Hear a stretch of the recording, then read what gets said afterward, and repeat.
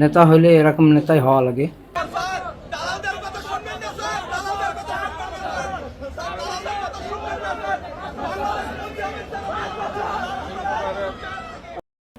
নেতা কাকে বলে?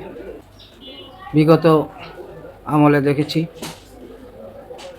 নেতারা বঙ্গভবনে, এ ভবনে সে ভবনে নেতৃবৃন্দদেরকে ডেকে নিয়ে, ভিআইপি পার্সনদের ডেকে নিয়ে ঈদের কৌশল বিনিময় করে। আর বর্তমান যে সরকার, সে বাইরে সাধারণ পাবলিকের সাথে ঈদ বিনিময় করে, এরাই বলে নেতা। তো এই ডক্টর ইউনূস সাহেব দেশের কাজ করবে না তো অন্য লোক দেশের কাজ করবে?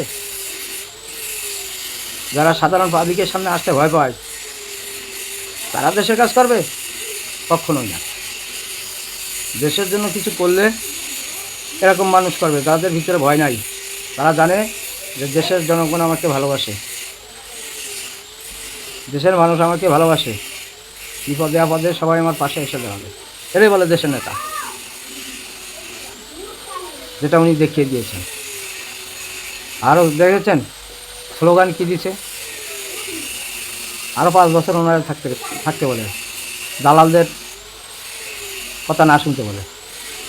এতেও কি অন্য অন্য দলের লজ্জা শরম লাগে না? সাধারণ পাবলিক কী বলতেছে তারা কি দেখে না এগুলা? তারপরেও এখনও সেই নির্বাচনের ভূত আর মাথার থেকে নামে না।